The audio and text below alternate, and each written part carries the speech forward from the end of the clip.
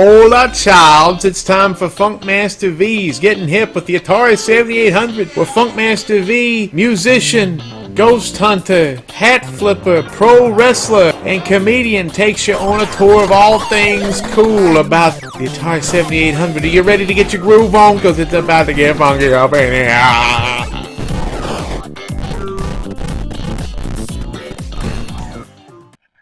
And I'm just going to come out and say this. I don't geek for anybody. I don't care if it's Flash Gordon. I don't care if it's Joe Namath, Ric Flair. I don't care if it's Martin Luther King Jr., Martin Luther. My favorite Martian, Curtis Martin, Martin Lawrence. But I got to be honest, Bob Decrescenzo, I'm geeking out a little bit for you, man. You were this anomaly type guy that just came out of nowhere, you know. You're not Nolan Bushnell. You're not Ray Kazar. You're not somebody that has a long association with Atari.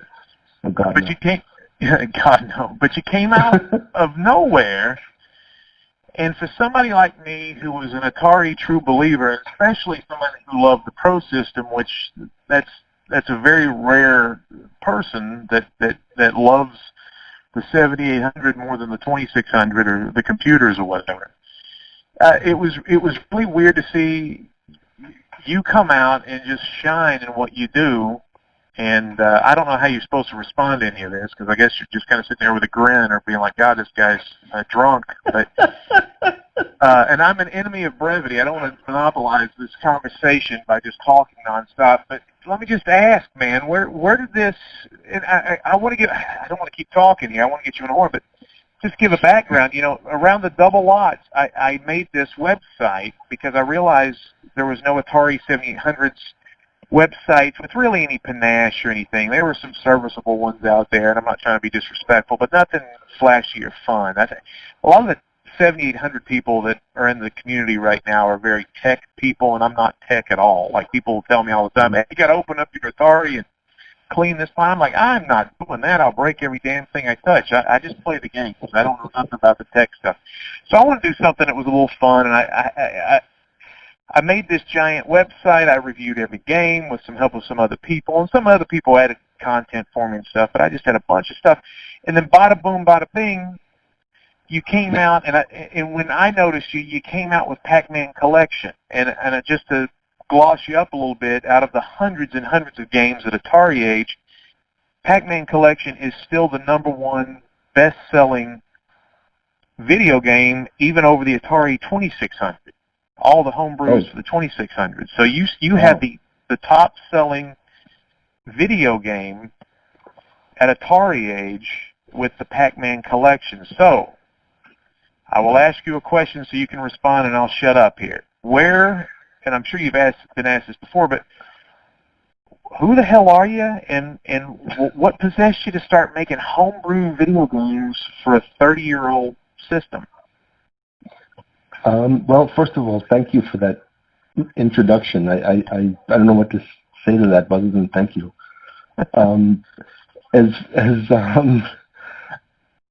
As far as, believe it or not, as far as programming for the 7800, we can thank the Apple II for that. I had, when I was 16, 15, I got an Apple IIc. And I did a lot with BASIC, but I started dabbling in assembler for the Apple IIc. Now, the Apple IIc uses a 6502, 65C02 actually, CPU, which just so happens to be almost the same processors that are in the Atari 8-bit line. So when I did a few routines in assembler, and I said, oh, that's cool, I know how to do that now. And then I think it was around 2002, I found Atari Age. I was a 2600, 5200 person at first, because those are the machines I had back in the day. Right. I never had a 7800. That's interesting. But when I found it, I saw a disassembly for 5200 version of Pacman by a user named Brian. And I looked, I said, that looks really familiar. And I realized that was the same processor as the Apple's did. So I said, I know how to do this. So I started making hacks. I did 5200 first, Went back to the 2600, found it too hard. So Yeah, it's difficult. Yeah, and then I noticed there was Pac Man available for just about every Atari console except the 7800. Right. That bothered me. Now you like Pac-Man, right? That was. I mean, that's what you go by Pac Man Plus, and you're a maze game kind of nut, right? You like those? Yeah, that's actually what made me go into computers as a career choice. That game. Did you ever get the Pac-Man elbow or whatever it's called, or Pac-Man wrist? You ever have to go see the doctor? No, I never got that. So let me just clarify, because you were a hobby programmer, right? Am I saying? And you were fooling around with the Apple IIc, and you were a hobby programmer, right? And that's what, and it's similar. The coding is similar to the Atari games. The assembler language is similar to the Atari games. Wow, I never knew that. That's interesting. Yeah, I did. I mean, that was a career choice. Like I said, after finding Pac-Man, but that was a career choice, and I went to school for it and for programming and stuff like that. But okay, so you're a computer programmer now? Yes. Okay, what kind of stuff do you do? Well, I was in the healthcare sector for a while, making applications that, like, for instance, when you go into a doctor's office and instead of them making you write your name, there's now, where I used to work, there are now kiosks where you just type in your name, it goes right to the front desk, and they have a list and see who's been waiting. Well, I developed that. So, thank you. They pay you pretty good for that? They swindle you, or you did all right? I did all right from that, because once I was done with all the programming, they let me go. But but it's all right. I'm in a much better place now. Okay, so I work with are wonderful. Beautiful. Well, tell them I said hello. So you didn't even. I thought you were just this guy who saw this vast emptiness in the Atari 7800 library, which is only, I think, 57 or thereabouts published games back then, and over I guess the thing was active for about 6 years. That's less than 10 titles a year. And so I just assumed always that you were some Atari 7800 guy. You saw this vast vacancy of quality titles, because I think anybody who's into classic gaming will say that the Atari 7800 it's a shame because the system was really neat. The sound sucks for it, but everything else was graphically it could be on par in terms of some things with the Nintendo Entertainment System. And it was a shame that a lot of good games didn't come out for it. I agree with all of that. Yeah. Okay. So Pac-Man got you into playing video games and actually got you into computers, but you didn't make video games. You went into the healthcare industry. So this has been a hobby. Did you make other games back before you started getting into the Atari stuff? Yeah, because before the Apple, I had a TI 994A, and I was doing basic games in that, just little things, nothing major. Let me interrupt you real quick. A lot of people may not know who you are. They're just probably, I don't know, maybe they found the website or whatever. But, the thing that's interesting about Bob is not only, because this is the other thing, too. The Atari 7800 library this was a corporation that made millions and millions of dollars. And there's a lot of bad games for the Atari 7800. I mean, there's a lot of just terrible games. It was unbelievable that they got greenlit. And so then they would have teams of programmers making something. Now, there were some fantastic games for it too, no question. And that's why I like the system, is because of the good games, because the bad games suck. You never play those. So anyway, and so what's interesting about Bob is there's very few games you've made that I hated. I hate Moon Crescent. It's just because it's so damned hard, and I don't think I'd ever like Moon Crescent. But it's an amazing replica of what Moon Crescent was. And Moon Crescent is an old game too. That was before Galaga, I think. It was an older game, and it's actually kind of advanced for the time. But you've made. Here's what a lot of people do. They'll make one game, and somebody made Beef Drop, and I think he made I think he made the Kubert game for the 7800, and then I've never seen anything from him again. And then one guy worked for like 12 or 400 years on the Frogger game, which is fantastic, but, that's it. You've released almost 20 games, I think, or somewhere in that neighborhood. I mean, that's the thing that is amazing about you, is that you have this tenacity. So what keeps you motivated on going, okay, I now want to make this for the Atari 7800 of all systems? It's not any one thing. By the way, I have to say, forgive me. Ken Siders, who made Bonk and Beef Drop, passed away a few years ago. So that's why he's not. Yeah. Well, those two games are freaking amazing. Yeah. What happened? Did he have cancer or something? Or? I don't know. They don't, because once somebody, like on Atari Age, somebody goes, you don't necessarily know how. They're just gone, and you find out that they passed. And there's nothing really online, at least that I found, that tells you why or how. It's. Did you ever know him, or did you just text him and stuff? Did you ever call him or anything? I've worked with him on Super Pac-Man, actually. And I went back and forth with him on a couple of things, asked for advice on when I was doing Bentley Bear. So I've conversed with him a few times. Oh, that's really nice guy.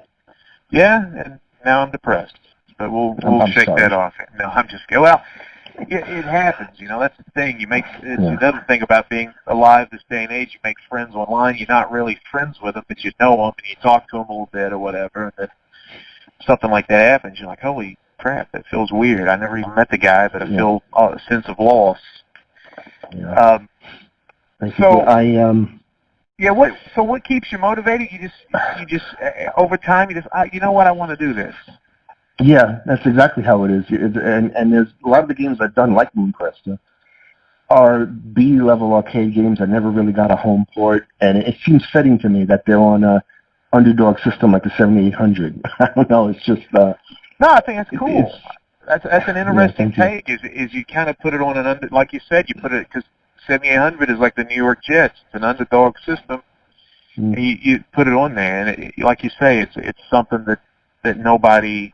Because that's what the 7800 is known for, is its quirkiness, like Ninja Golf, and it's the only system to have Food Fight, and, they have Alien Brigade and Planet Smashers, which the ending references the other. It's like, which one's the prequel? I mean, the system is just filled with just weird. Grandpa Munster is its only celebrity, besides Pete Rose. Well, and Dr. J and Larry Bird, but the only non-athlete, the only non-jock celebrity endorsement is Al Lewis. So it was a weird system. Well, that's really cool. I mean, that's because you've made a bunch, and it's weird. I've been around when you're making these things, and you've made a lot of Pac-Man hacks. And the Miss Pac-Man, when you start doing these Pac-Man games, was it basically, did you study the code of Miss Pac-Man? Because the Miss Pac-Man port is very good. And did you start from scratch to create these games? The original Pac-Man collection began. Yes, I did study the source code, because Kurt Vandell was nice enough to pass me the source code, and that's how I learned it. That's how I learned to do what I was doing. And it started out. I don't know if you know this. Pac-Man collection started out as just a bunch of Pac-Man hacks that I said, you know what? They're so similar. Why don't I just put them together and let you select through them? And that was like a bing, moment. But the new one is the one I'm like Baby Pac-Man that I just finished, and Pac-Man Collection XM, which is basically done at this point, is all my code. Mostly my code. There's the monster routine for finding the player. I mean, that was done. Why reinvent the wheel? So I borrowed that one. Basically, the rest of it's mine. Well, that's interesting. And Baby Pac-Man's interesting, too, because I've been gone from the scene for a while. I've been doing television and all just insane shit. And so I come back, there's like a little, with the coronavirus, there's a downtime. So I'm like, you know, I just got an Atari back because I broke one because I'm a stupid Italian and I got angry and got childish and broke the goddamn Atari. It was an argument. You know how we do. We were Italians. Yes. And so I didn't have any dishes to throw at the wall, so, you know.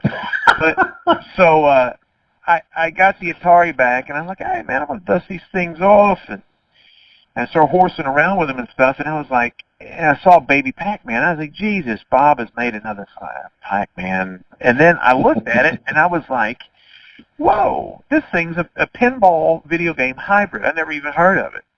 And oh, you never heard of it? Okay. No, I never have. And then when you see it, I'm like, well, that's really neat. And it also brings to light that there's not an Atari 7800 pinball game, which those were big in the 80s and 90s, you know, for home systems. And so you're like, wow, he actually, you kind of not just, you didn't just add another Pac-Man game to the thing. You brought a pinball game to the library, too, with that title. And I thought that was neat. And a lot of people, I haven't gotten the game yet, I will, but a lot of people say it's kind of like a below-average Pac-Man game and kind of like a below-average pinball game, but when you combine them, it becomes this really exciting hybrid. Yeah. And so, well, and I also heard it's also extremely hard. So I can't wait to play it. Thank you. I have to say, that one, the pinball physics, I actually gave up on that one multiple times, if you follow the thread. But Kurt Woolish, and forgive me, Kurt, if I mispronounced the name, picked it up and said, I'll take care of the pinball physics part. I said, oh, that's awesome. And I was going through something. Is that the cat personal at the from time, the Atari Museum? Is that Kurt? No, not Kurt Vendel. Okay. I didn't hear. Different Kurt. Gotcha. So I think I'm familiar with him too.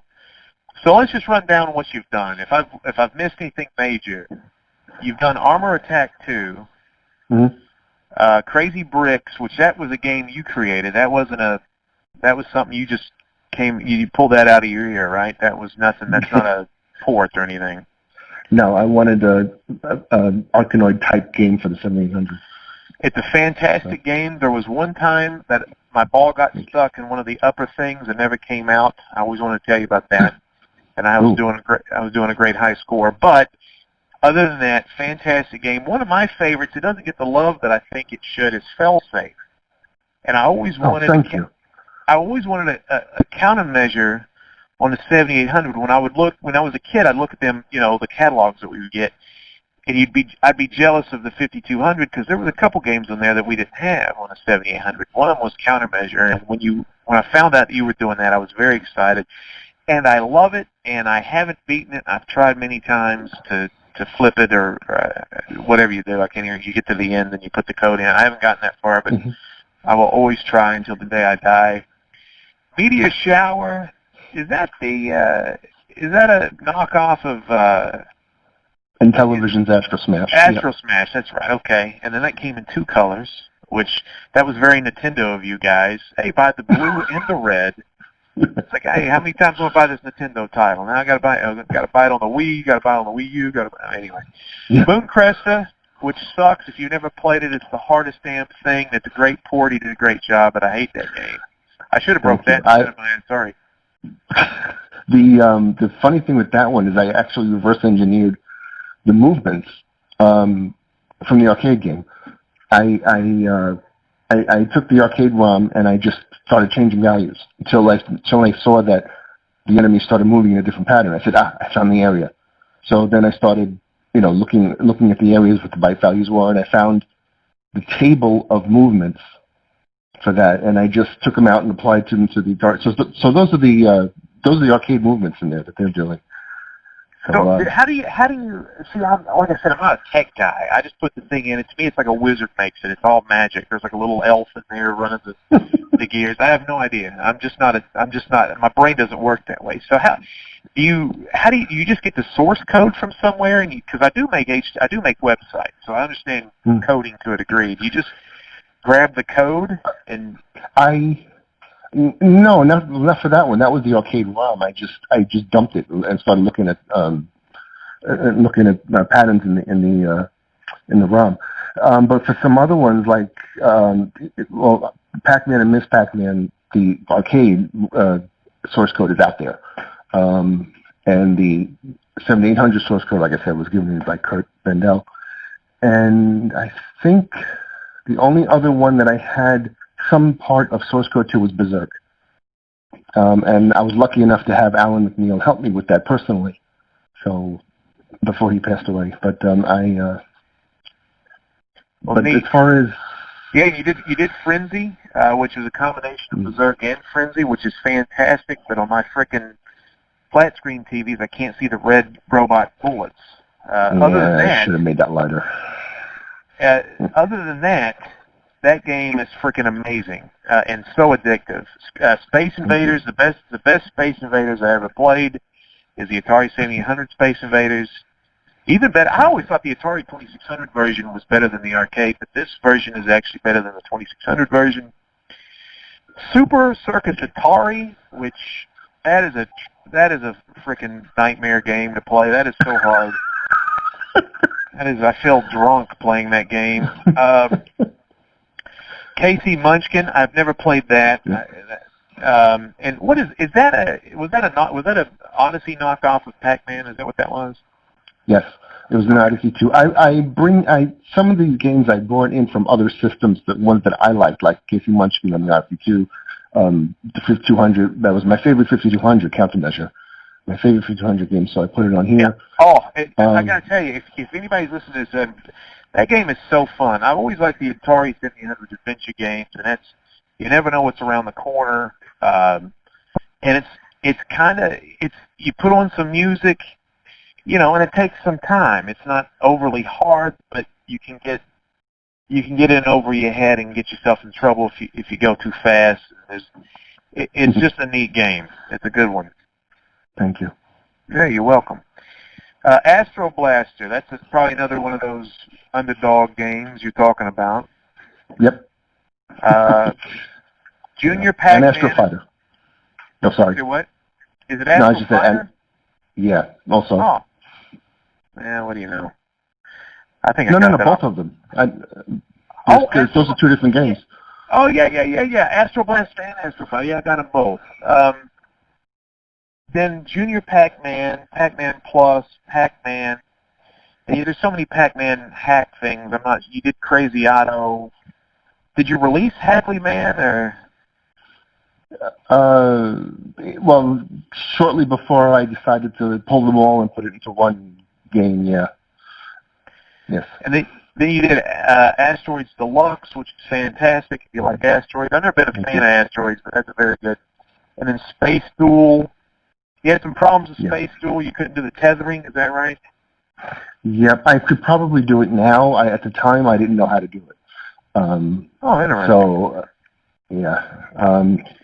So I just make some excuses like I don't know if it'll be fast enough, which is true. I don't know if it would be fast enough to keep up with that. But at least now I would give it a try if I were doing it now. Rip Off, which is a cute little weird game, but it's fun. It really is. You do a good job replicating vector graphics on that.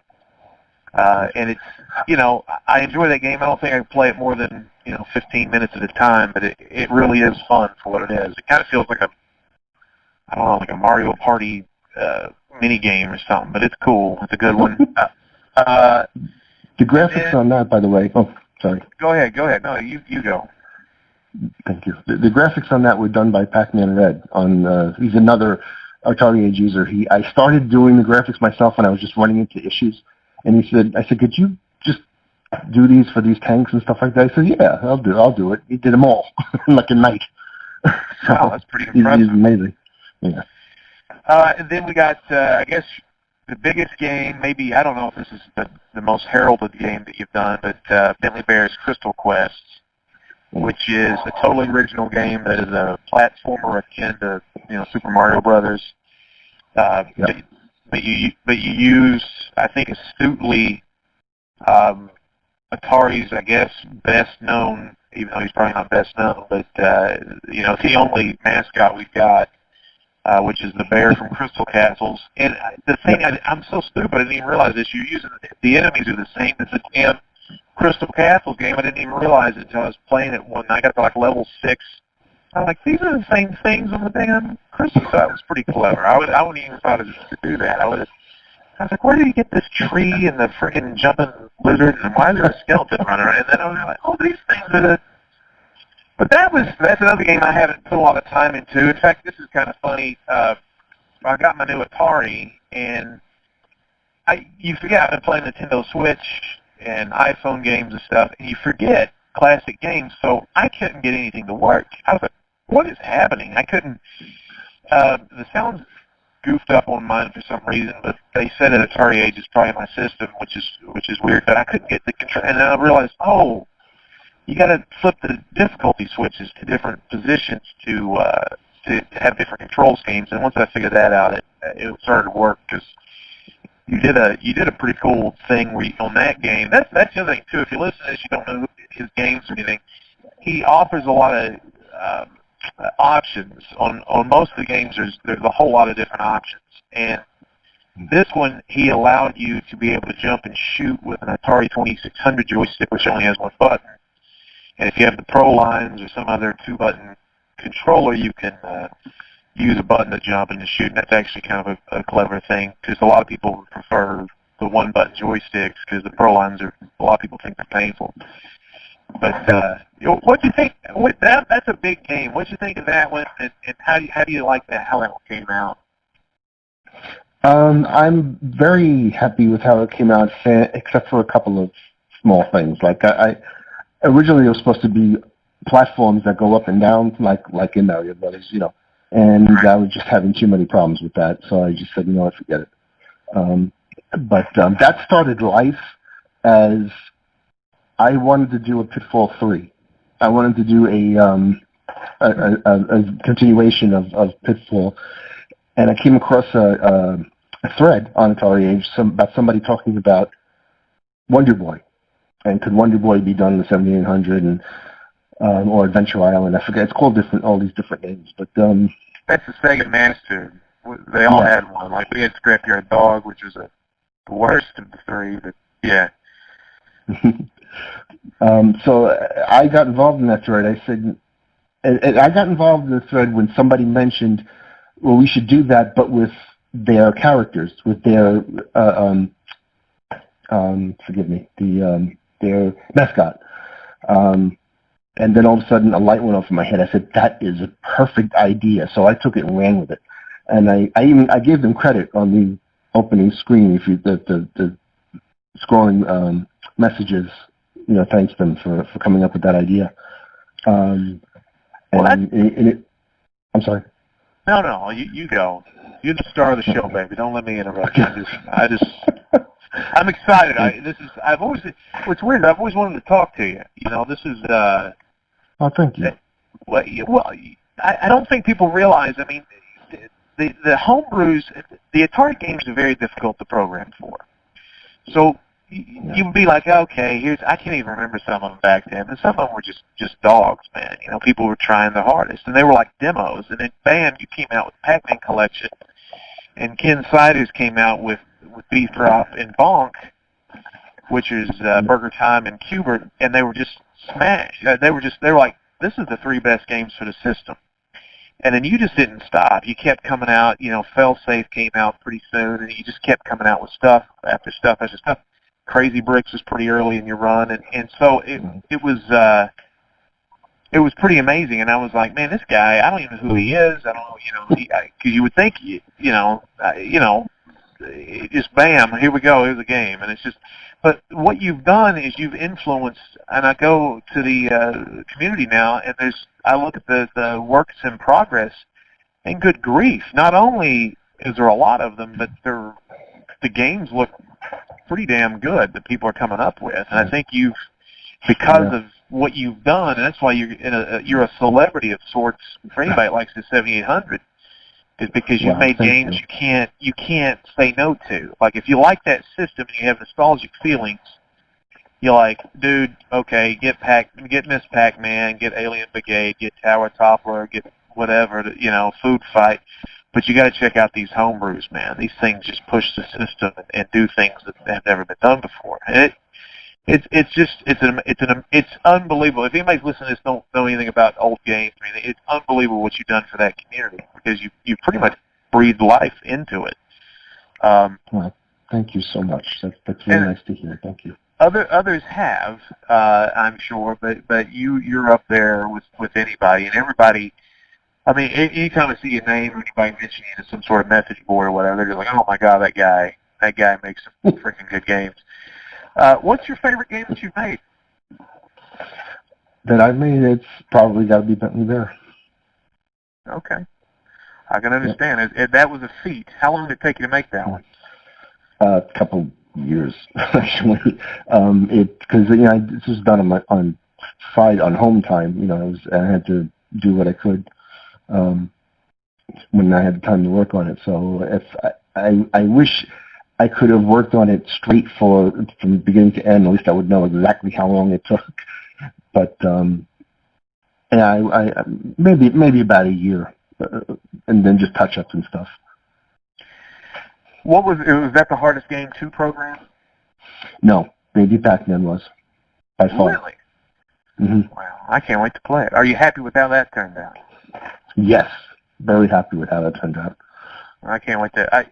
I don't know. I'm excited for some reason. I'm excited about that one. I've never even heard of it. I saw it. I like pinball games. I got a brother-in-law who plays like competitively, and I actually talked to him about it the other day. So, what do you think about Baby Pac-Man? He told me what I told you. But have you seen the arcade games since then? Yeah, I had. When okay. I found out that you released it, I don't know if this may sound weird to you, but I found your game is what made me aware that the thing, the property existed. Then I started looking at the arcade game. And it's weird. And I want to play both because I have a funny suspicion that yours is probably superior because to me the pinball field looks a little chintzy and it's like a tiny little pinball, and I think it would be better as a video game if it makes sense. Both of them. I don't know. We'll check it out and see. We'll make the call. But I just think the arcade version the pinball is just too small because all of the guts and everything fits into a regular sized cabinet, right? Mm-hmm. No, it's slightly enlarged for the pinball part, but yeah, for the most part, yeah. Yeah. Well, you said you almost ditched Baby Pac-Man. Did you ever ditch a game all the way? Did you like some sort of lost? This will be something when you go to see Jimi Hendrix in the Sky. They'll be like, did you know that he was working on Street Fighter 2 and he ditched that? Battlezone. Oh yeah. Were you doing a vector version? Yeah. And the line drawing, I got the line drawing down, but it was taking too long.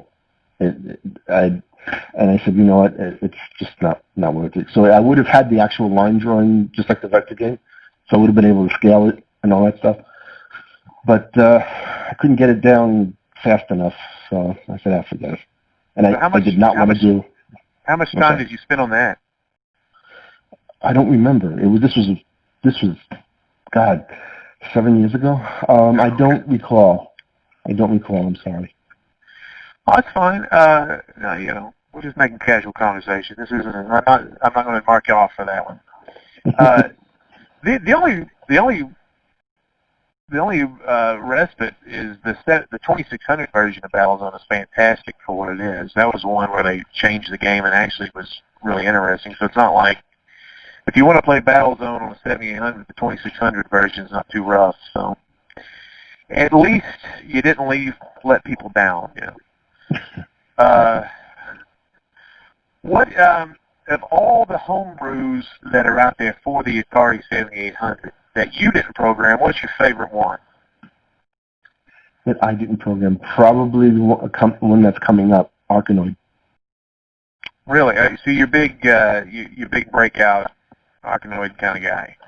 Yeah, I played Arkanoid like crazy back when it was out. In fact, it was in my college dorm, and I spent a lot of hours.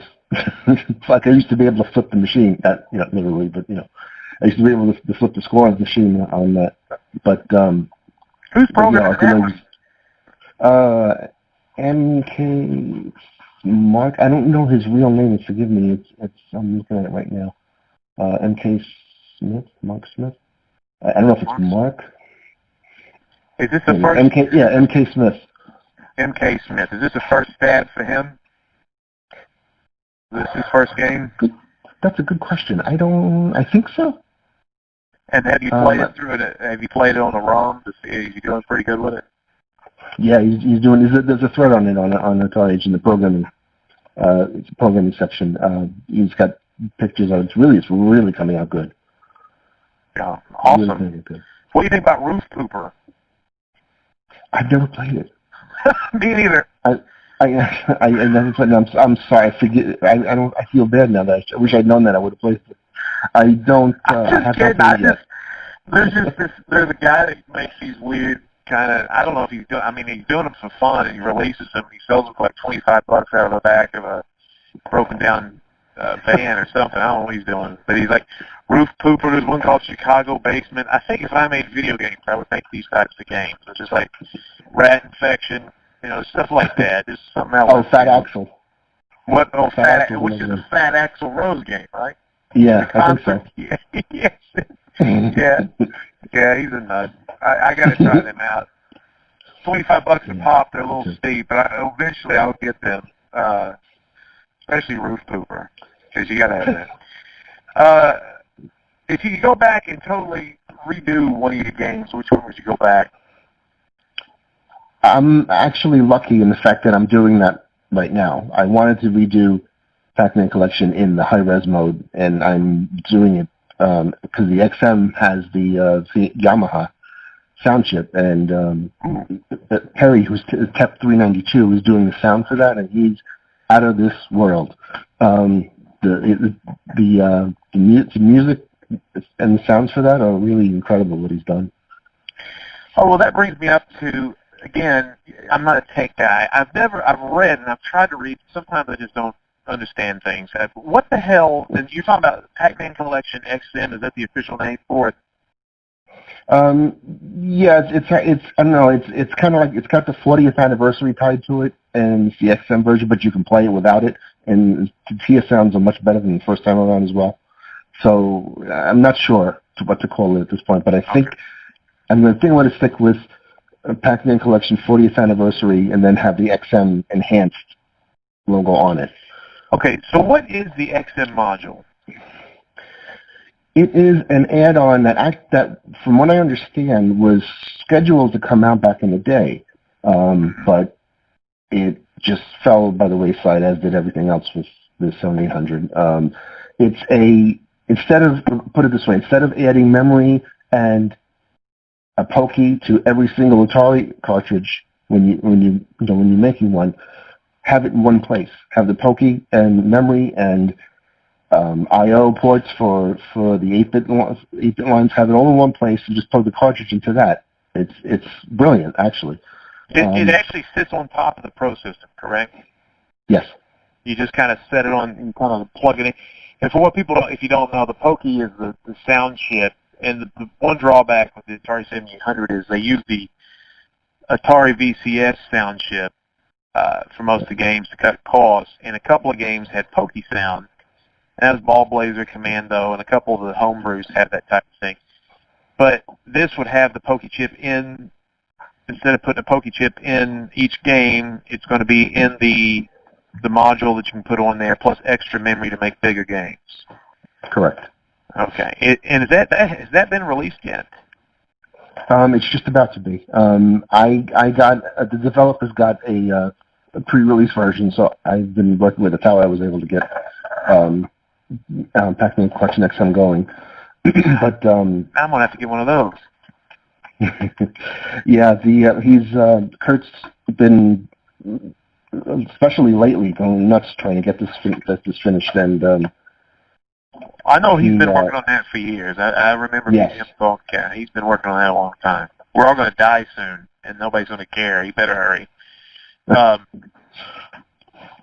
right. Well, what's your favorite game of all time?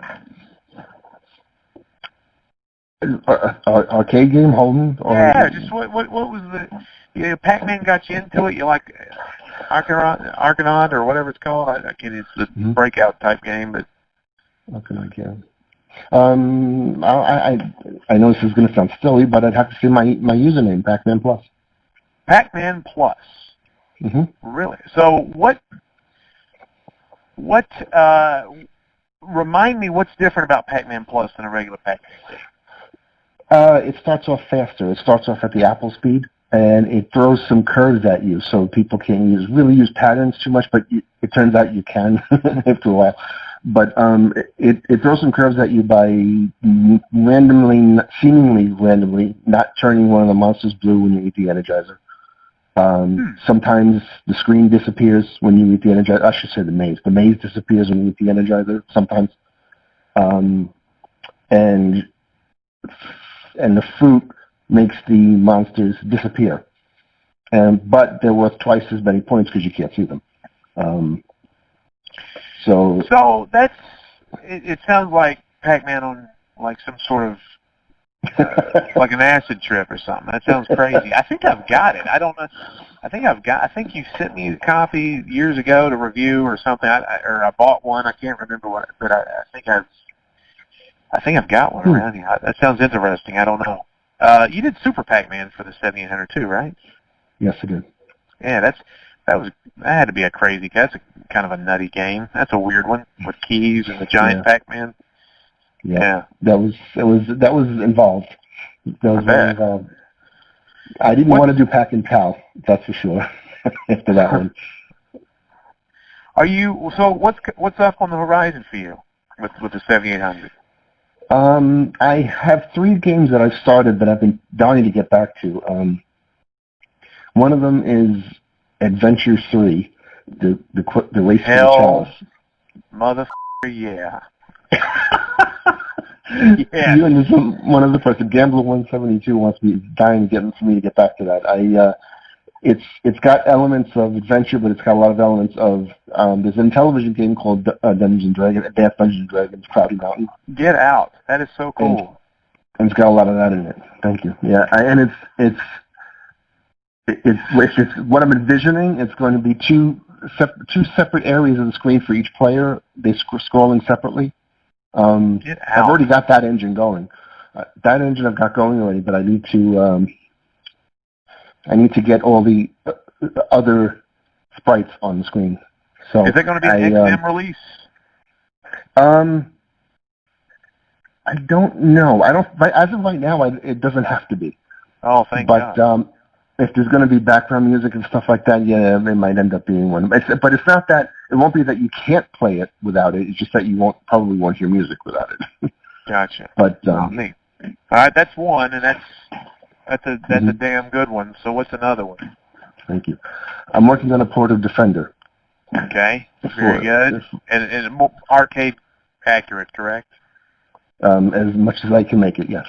Okay, because that, again, the 2600 version, it's kind of like Battlezone. It's a fun game. They did the best they could. It's a different flavor, but yet it's not Defender from the arcade. Neither is Battlezone, but it's a fun game. So this will be more of an accurate. You did I forgot to put Scramble on here too. You did Scramble. But anyway, Scramble. You did an excellent job with that. I thought that would be very hard for the 7800 to render all that, but I don't know why that came to me. All right, what's number 3 for you? It's a game called Resolve. It started life as a zombie apocalypse survival game, top-down shooter, and there's a thread on it on Atari Age too. I've been wanting to get back to that because I think there's not enough of those either. You're a person in the middle of the screen, and you're going around different terrains, and zombies are coming at you from all areas, and you got to shoot them. I know it sounds a little bit like Robotron, but it's going to be a little bit different. It's going to be different because I was never crazy about Robotron. But hey, you know what? People go nuts for that for the 7800, but I mean it's good, but it's not my favorite. I actually think that new homebrew that Time Salvo, yeah, Time Salvo, that thing's freaking really cool, and it used a lot of the Robotron characters in it. But yeah, I'm not a big fan of. Is it going to be like? Are you going to scroll to different areas like Midnight Mutants or Legend of Zelda or different screens, or is it all just going to be one screen? It's going to be, each area is going to be an open area, and you're going to scroll around that area until the day is finished. And then the next day you're in a different area. So it's kind of area Was it that's like larger than the Berserk? screen. No. It's going to scroll. It's going to scroll through the area, so you'll have it's an area that's bigger than the screen, but you'll be able to scroll around it. Oh, you nasty dog, you. That sounds cool. Well, shit, I'm going to start selling blood to get my money saved up for all this jive. That's the thing. All these people came back. All these people are making stuff. There's a guy from Germany making it. Did you see all his stuff? He's somewhere from over there, but he's got like 3 games. Yeah. I mean, it's like, God, dude. I mean, yeah, he started track and field, right? Yeah, track and field. He's got a couple. He did an original and something else, but yeah, track and field. Of course, I think if you play track and field on a 7800, you're going to break these damn controllers. Yep. Unless you find a track and field controller on eBay somewhere, but yeah. Yeah, you're going to have to, because these things will snap in half if you try to. But it's still technically it's fantastic. Yeah. Well, man, I don't want to keep you any longer, and I could talk to you all night. And if you, man, I can't believe I got to talk to you, and you seem like a hell of a nice guy. How old of a guy are you? I'll be 51 next month. Okay, I was going to guess from what you're telling me. I was going to guess 50. So and you're an Italian in Florida. So I can hear it in your voice. Are you from New York originally? Long Island, yes. Okay, very good. So, how do you like Florida? I'm thinking about moving down there. Yeah, I like it. It's strange being able to wear a T-shirt on New Year's Day, but it's cool. It's I like it down here. I've been real impressed with your work. You breathe life in my favorite system. There's a reason it does stuff. There's something fun just in the year 2020 and before this too. But I mean, there's always something going now, and I think you contributed to that. And like I said, for every game that's like Ricky and Vicky, which comes out and it's just a mind blowing. Why was this made? And who made this? You made 5 of those to somebody's 1, and I think you deserve a lot of credit, and I just hope you know that the people in the community appreciate you and look forward to playing these things. I mean, you make this thing playable, and exciting still. That's not just all nostalgia. There's almost like a sense of wonder, like what can these cats do now that they should have done 30 years ago? What can these guys figure out how to do? And let me ask you this one question: Did you think that some of these bad games that do you think it was just laziness or time constraints, or why do you think there's probably half the library is just not playable? It's just, do you think they were just throwing crap out there to sell it there? I don't know. It's hard to tell. It's probably a little of everything. I would imagine. I think they would, whatever they could get out, they would put out as quickly as possible. And I was thinking it'd mostly be time constraints, I would think. Right. But and let me ask you one last question. What's your favorite Atari 7800 game that is from the original 57, 58 or so, the licensed games? What's the one I go to the most? Probably Asteroids. No kidding. Yeah. Wow. That's interesting. That's another one. That doesn't have the vector graphics. They got the scrolling kind of, I don't know, they look like disco rocks. They got the pink and green and stuff, asteroids. That was a good one. I think in the Australian version it came as a pack-in, or you just turn the game on with no cartridge in it and it pops up. Asteroids. Yeah. Interesting. Well, man, I'll tell you what. Thank you so much. I hope this frickin' thing recorded. If it didn't, I'll have to do it over again. And I'll probably just mail you $100 or something for your time. But anyway, no, man. Hey, man, if you got anything coming out or anything, let me know. I'm going to get my old website. This is coronavirus, and I'm in between shooting stuff. I'm going to get that back up, I think, and then this is going to be kind of like part of that, talking to Pac Man Plus for an hour. But thanks for your time, and thanks for all the frickin' time and all the blood, sweat, tears you put in these games for a system that Thank you. That was it started the race on the left foot, and and making this thing hell, man. There's over 100 games this thing now because all you guys. So it's a good thing, man. You're awesome. Keep it up. God bless you. Thank you so much. Hey, no problem, man. You be good, Bob. You too. Take care. All right. Bye-bye. Hey, Bob. I'm hold on Yep. a second. Still there. Hey, man. Thank you for that, man. I hope you enjoyed that, man. Was there anything else you wanted to talk about that we didn't get to? No, I did some games for the NES too. I didn't know Just that. so you know, I did too. I ported Berserk and Frenzy over to the NES, and I did Rainbow Bright. Which Weird. Yeah, well, Rainbow Bright was commissioned. So you got paid to. Cool. Yeah. That's pretty cool. But yeah, thank you. Is that a lot easier to program for that system? It's just different. It's again, it uses almost the same CPU, so it's stuff I already know. So, but the things like the sound and the graphics are obviously a little different.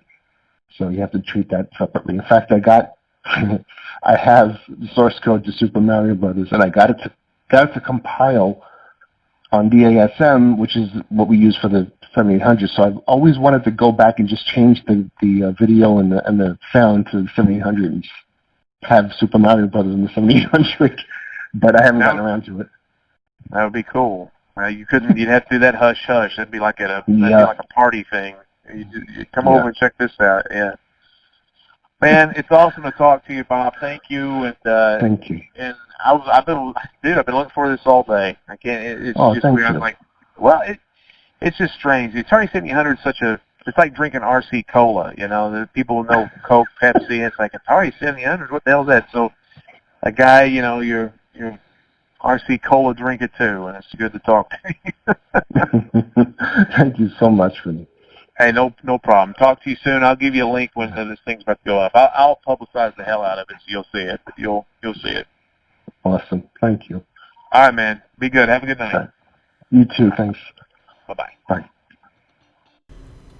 Well, and there you have it. I mean, I've been wanting to talk to that guy for 15 years, and I don't know why I never have, but what a humble, nice guy. I mean, I sound like an a-hole. I'm editing this podcast right now. I sound like a freaking a-hole, and I was on my best behavior with this guy.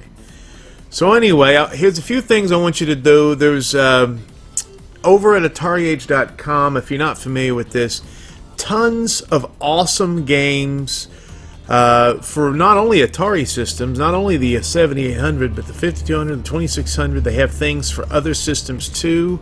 I believe the Jaguar, the Lynx, and I think they even have like Intellivision games and some stuff like that too. Go check that out. That's a good place to go if you're interested in classic gaming.